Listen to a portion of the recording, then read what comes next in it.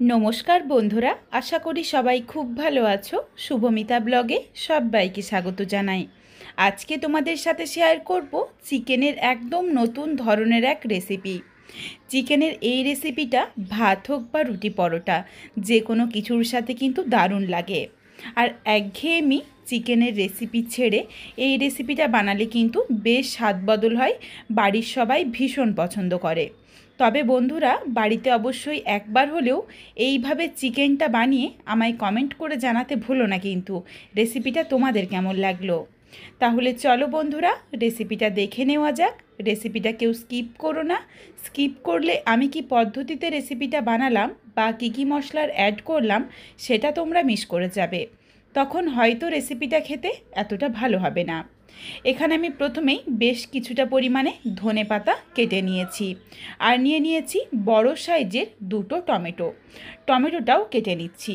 এই রেসিপিটার মধ্যে কিন্তু টমেটো, ধনেপাতা, কাঁচা লঙ্কা এগুলোর ব্যবহারটা বেশি হবে, তাহলে রেসিপিটার স্বাদ বেশ অন্যরকম হয় আর খেতেও বেশ ভালো লাগে। টমেটোটা কেটে নিয়েছি। এরপর এখানে আমি নিয়ে নিয়েছি চিকেন। এখানে আমি 800 গ্রাম চিকেনের ব্যবহার করেছি। যেটুকু মশলা ব্যবহার করব পুরো মশলাই কিন্তু 800 গ্রাম চিকেনের পরিমাণ অনুযায়ী।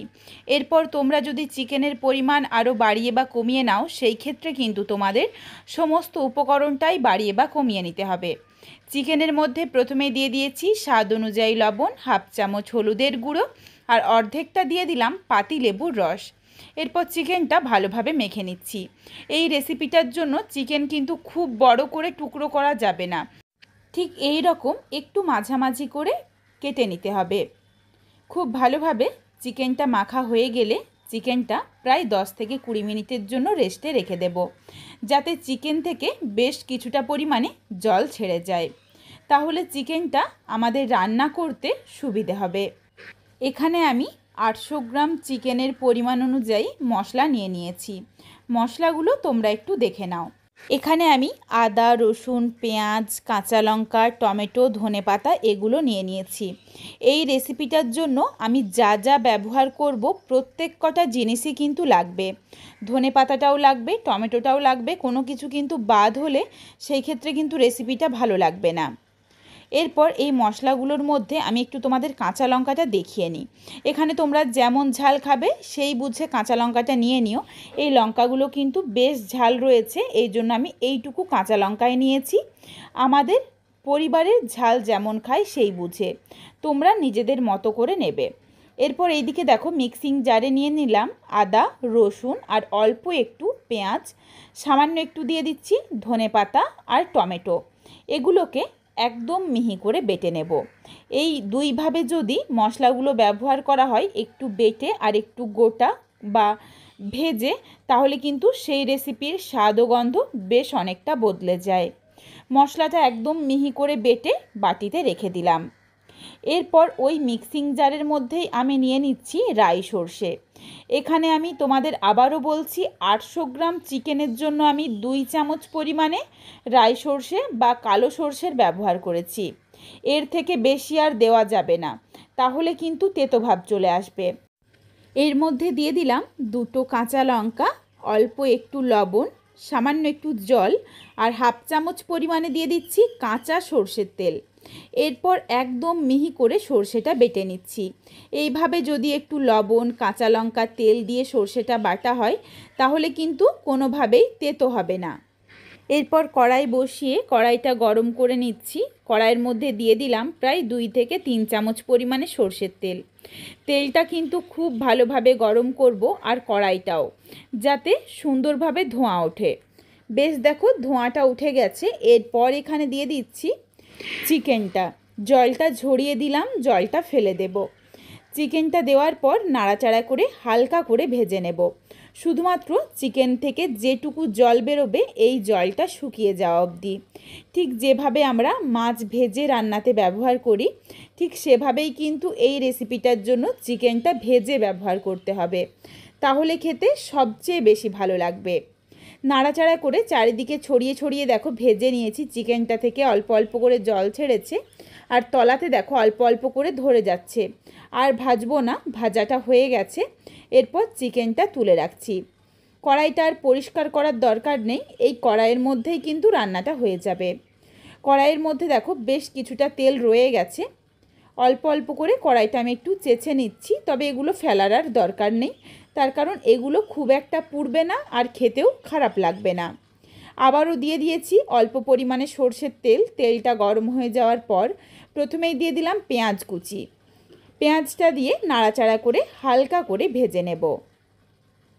এই রেসিপিটার মধ্যে দেখো পেঁয়াজ বা আদা রসুনের পরিমাণটা কিন্তু কম রয়েছে, টমেটো ধনেপাতা এগুলোর পরিমাণ বেশি, তাহলেই এই রেসিপিটা খেতে বেশি ভালো হবে। এই দিকে দেখো পেঁয়াজটা একদম হালকা করে ভেজে নিয়েছি। তারপর দিয়ে দিলাম বেটে রাখা মশলার পেস্ট। মশলাটা দিয়ে নাড়াচাড়া করে গ্যাসের ফ্লেম লোতে করে মশলাটা কষিয়ে নিচ্ছি, যতক্ষণ না অবধি মশলার কাঁচা গন্ধটা চলে যায়। মশলার কাঁচা গন্ধটা চলে গেছে, এরপর এখানে দিয়ে দিচ্ছি হাফ চামচ পরিমাণে কাশ্মীরি রেড চিলি পাউডার। এটা দিলাম কালারের জন্য, তবে এটা অপশনাল, তোমরা চাইলে দিতে পারো, না চাইলে বাদ দিয়ে দিও। কাশ্মীরি রেড চিলি পাউডার দিয়ে নাড়াচাড়া করে মিশিয়ে সামান্য একটু জল দিয়ে দিয়েছি। জল দিয়ে মিশিয়ে নিলাম। তারপর দিয়ে দিলাম টমেটো কুচি, আর টমেটোর সাথে সামান্য একটু লবণ দিয়ে দিয়েছি, যাতে টমেটোটা সহজেই নরম হয়ে যায়। এই রেসিপিটার মধ্যে আর জিরে গুঁড়ো বা ধনে গুঁড়ো কোনো কিচ্ছু দেওয়ার দরকার নেই। এমনিতেই এই টমেটো আর ধনেপাতা কাঁচা লঙ্কা বা কালো সর্ষের এগুলোর একটা ভীষণ সুন্দর স্মেল আসে, আর রেসিপিটা খেতেও বেশ ভালো লাগে। অল্প অল্প করে দেখো মশলাটার থেকে যখন তেল ছেড়েছে, তারপর আমি আবারও অল্প পরিমাণে জল দিয়ে দিয়েছি। কিছুক্ষণের জন্য ঢাকনা দিয়ে ঢেকে রাখলাম, যাতে টমেটোটা একদম গলে যায়। টমেটোটা দেখো সুন্দরভাবে একদম নরম হয়ে গেছে। এরপর এখানে দিয়ে দিচ্ছি বেটে রাখা সর্ষেটা দিয়ে নাড়াচাড়া করে মিশিয়ে নেব। এখানে এই মশলার বাটিটা ধোয়া আমি অল্প একটু জলও দিয়ে দিলাম। সর্ষে কিন্তু খুব বেশি সময় নিয়ে কষানো যাবে না, তখনও সর্ষেটা তেতো হয়ে যেতে পারে। অল্প একটু জল দিয়ে দিয়েছি, নাড়াচাড়া করে মিশিয়ে নিলাম। প্রায় 1 মিনিটের মতো সময় নিয়ে একটু কষিয়ে নিচ্ছি। আর কষাতে কষাতেই এখানে দিয়ে দিলাম কুচি করে নেওয়া ধনেপাতার অর্ধেকটা, বাকি অর্ধেকটা রেখে দিয়েছি পরে দেব। আর যে কাঁচা লঙ্কাগুলো রেখেছিলাম প্রত্যেক কটা কাঁচা লঙ্কা ফাটিয়ে দিয়ে দিলাম। কাঁচা লঙ্কা দিয়ে নাড়াচাড়া করে মিশিয়ে নিয়েছি। এরপর এর সাথে দিয়ে দিলাম ভেজে রাখা চিকেন দিয়ে আবারও ভালোভাবে মিশিয়ে নিচ্ছি। এরপর গ্যাসের ফ্লেম লোতে করে ঢাকা চাপা দিয়ে কিছুক্ষণ সময় নিয়ে রান্নাটা করে নেব, যাতে চিকেন থেকে আবারও অল্প অল্প করে জলটা ছেড়ে আসে। কিছুক্ষণ ঢাকনা দিয়ে ঢেকে রেখেছিলাম, ফিরে এসেছি কিছুক্ষণ পর তোমাদের এখানে আমি একটু দেখিয়ে দিই। দেখো অল্প অল্প করে কিন্তু জল ছাড়ছে, আর চিকেনটা তো ভাজাই ছিল, আর বেশি সময় লাগবে না রান্না হতে। তবুও আমি আরও একবারের জন্য ঢেকে দিচ্ছি, যেটুকু জল ছেড়েছে যাতে এই জলটাও শুকিয়ে যায়।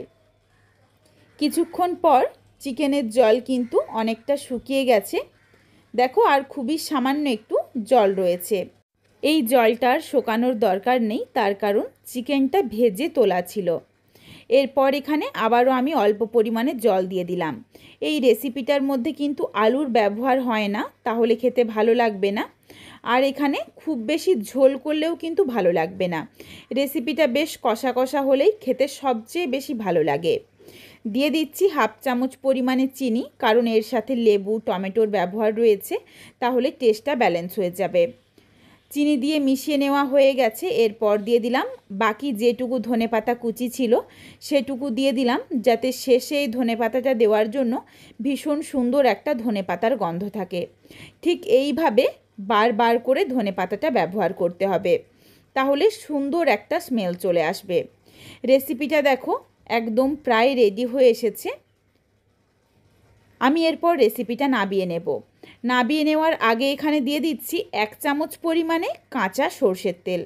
কাঁচা সর্ষের তেল দেওয়ার পরেই গ্যাসের ফ্লেমটা অফ করে দিয়েছি, যাতে এই ধনেপাতা আর কাঁচা সর্ষের তেলের ফ্লেভারটা ভালোভাবে রান্নাটার সাথে মিশে যায়।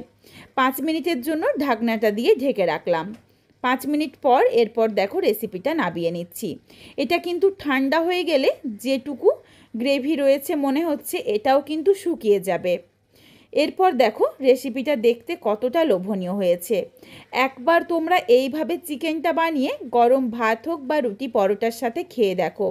আমি তোমাদের কথা দিলাম তোমরা কিন্তু এই রেসিপি তাহলে বারবার বানাবেই। তবে বন্ধুরা, রেসিপিটা বাড়িতে যদি বানাও তাহলে আমায় কমেন্ট করে জানিও কিন্তু রেসিপিটা তোমাদের কেমন লাগলো। রেসিপিটা তোমাদের যদি ভালো লাগে তাহলে লাইক করো, শেয়ার করে বন্ধুদের দেখার সুযোগ করে দিও। তোমরা যদি এই রকম নিত্য নতুন রেসিপি আরও পেতে চাও তাহলে অবশ্যই আমার চ্যানেলটিকে সাবস্ক্রাইব করে পাশে থাকা বেলটি অন করে অল নোটিফিকেশান অন করে দিও, যাতে আমার প্রত্যেকটা রেসিপির নোটিফিকেশান সববার প্রথমে তোমাদের কাছে পৌঁছে যায়। আবারও খুব শীঘ্রই হাজির হচ্ছি নতুন কোনো এক রেসিপি নিয়ে। পরবর্তী রেসিপি দেখার আমন্ত্রণ রইল। পুরো ভিডিওটা দেখার জন্য অনেক অনেক ধন্যবাদ। তাহলে আজকে আসি, সবাই ভালো থেকো, সুস্থ থেকো।